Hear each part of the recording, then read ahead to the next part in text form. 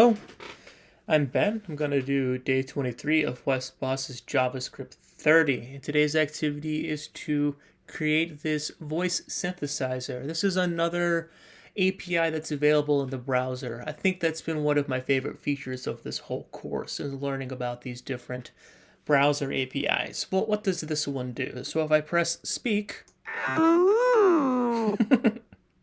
it doesn't always sound like that. Hello. We can change the pitch, Hello. I love the JavaScript. rate. Thumbs up. We can always stop.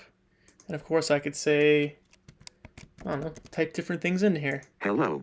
I love a lot JavaScript. Thumbs up. And of course we can just change the voice. Hello, I love a lot JavaScript. Thumbs up. Oh, this makes me laugh. Cool. Let's go ahead and get started.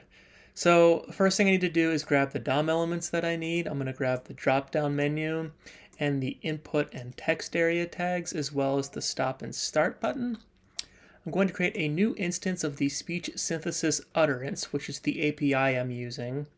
Create an array, and then I'm going to access that API to fill that array in just a moment. Then I'm going to set the text to be whatever you find in that text area. So the synthesizer is going to just say what's in the text area. The event listeners is what I'm going to cover next. The first is going to run on page load. Speech synthesis comes from that API, and it's going to invoke this function populate voices. What does populate voices do? Well, that's going to fill that array of voices. The first thing I need to do is populate voices array with voices from the speech synthesis API. So I'll grab that voices array, and then I'm going to say this.getVoices, and that is just a method inside that API. So that'll populate that array. Next, I'm going to create option tags for the drop-down box. That's how a drop-down works. It takes option tags, and that's what you see available inside the drop-down. So we will say const voice options,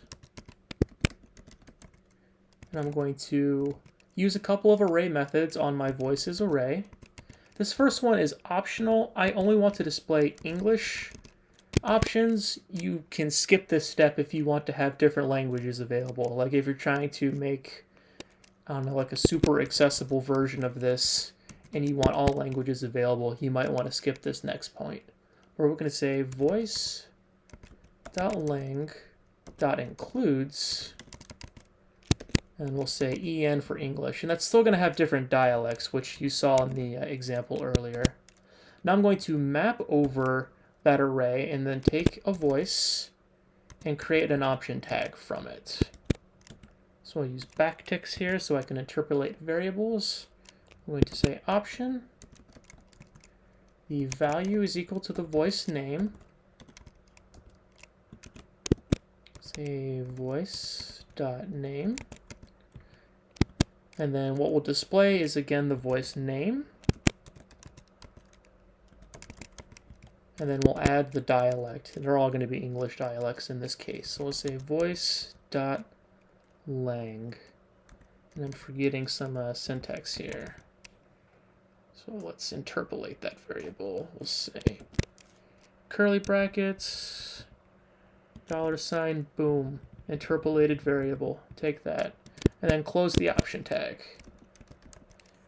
And map returns an array. That's no good in this case. We'll use join and create a string out of that array. So now I have a drop-down box that's filled with options. But I need to add those options to the drop-down box. I'm a little ahead of myself here. So I'll say voices, drop-down. We'll access the inner HTML and we'll set it equal to voices options, or voice options. Now I have a drop-down menu populated with options. Perfect.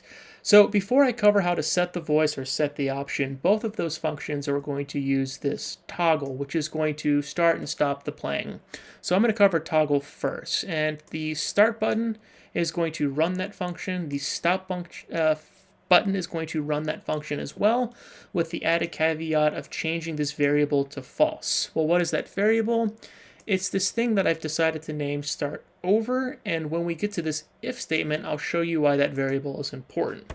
But regardless, the very first thing I'm going to do is simply stop the synthesizer from speaking. So I'll say speech synthesis, and we'll say cancel.